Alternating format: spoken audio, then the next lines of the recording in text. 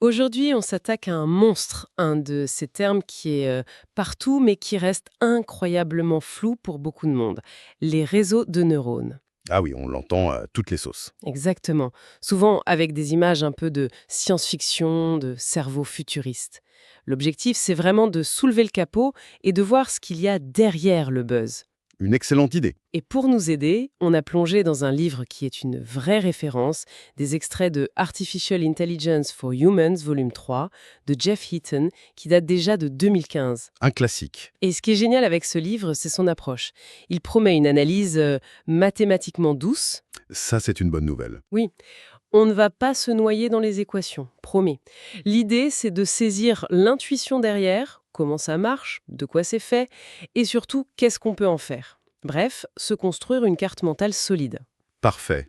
Alors pour commencer, je pense qu'il faut tout de suite évacuer cette image du cerveau artificiel. C'est puissant, mais peut-être pas comme on l'imagine. C'est le point de départ essentiel, oui. Il faut tout de suite faire la distinction. D'un côté, il y a les réseaux de neurones biologiques, les BNN, notre cerveau, quoi. D'accord? Et de l'autre, les réseaux de neurones artificiels, les ANN. Et ces derniers, ce sont des modèles mathématiques. Ils sont inspirés par le cerveau, mais ça reste une inspiration, une métaphore. C'est une métaphore. Toute notre discussion aujourd'hui, elle porte uniquement sur ces modèles mathématiques, les ANN. La distinction est claire, on parle de maths, pas de biologie. Alors si c'est pas un cerveau, ça sert à quoi la plupart du temps? La fonction principale de la grande majorité des ANN, c'est la reconnaissance de forme. La reconnaissance de forme. C'est peut-être moins glamour que penser, mais c'est incroyablement puissant. Le livre le dit très simplement.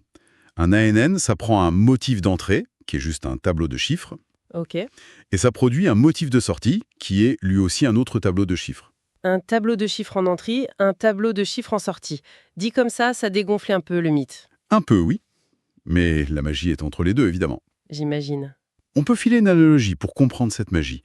Pense à un dictionnaire. Tu lui donnes un mot, une clé, Hmm. et il te donne la définition. Un ANN fait un peu ça, mais avec une différence fondamentale.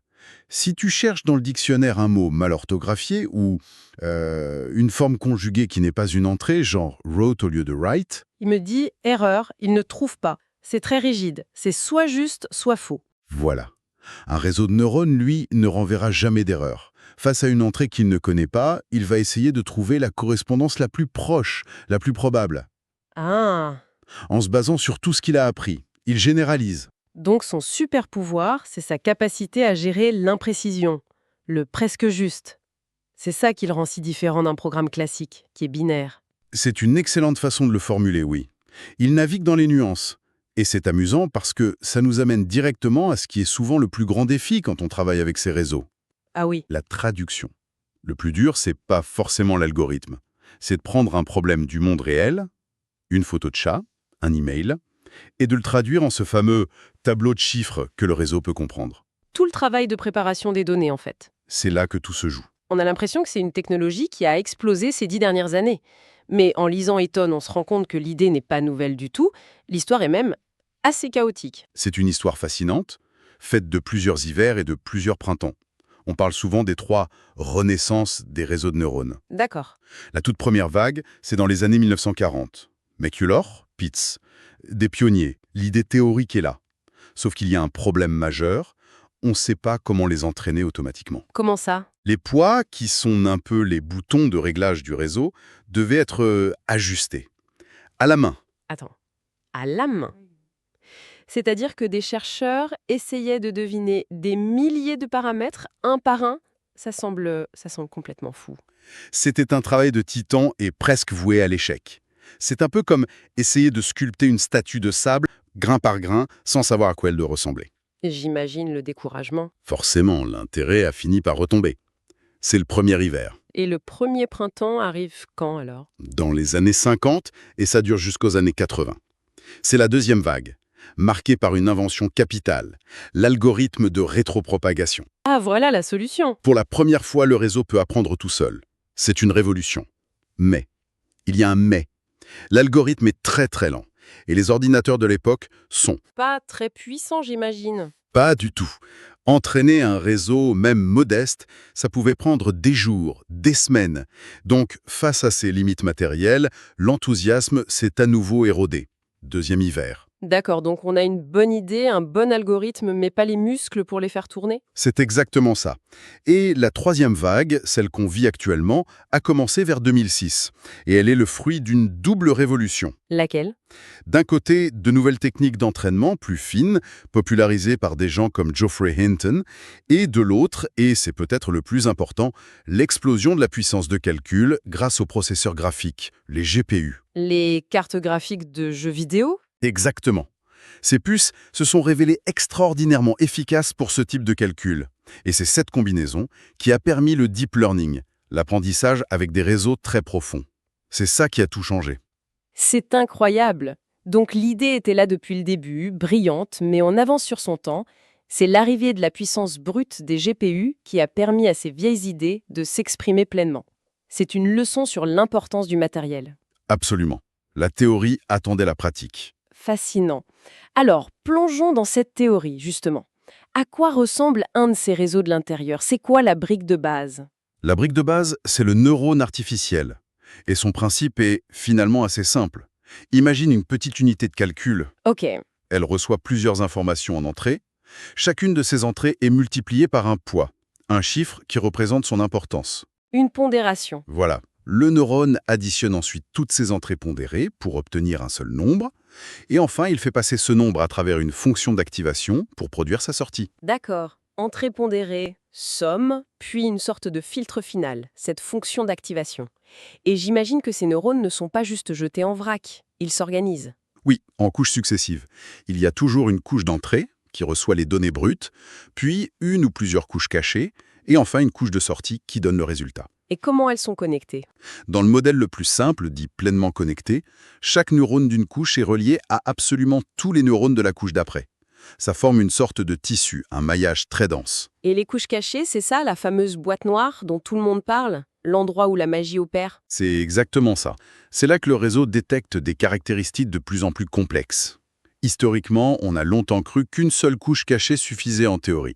Mais le deep learning a montré que la puissance vient de la profondeur, de l'empilement de nombreuses couches.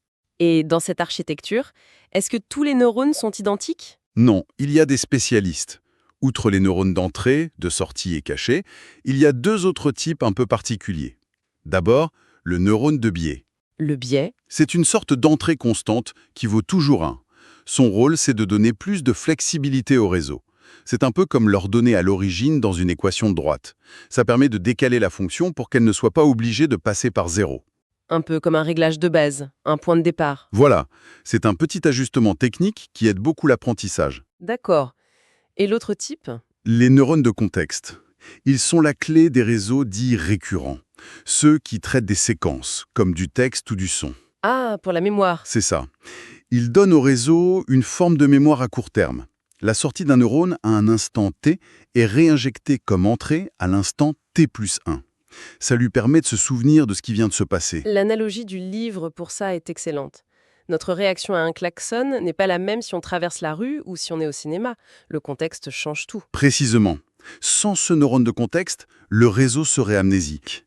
Il réagirait à chaque mot ou chaque note de la même façon, sans tenir compte de ce qui a précédé.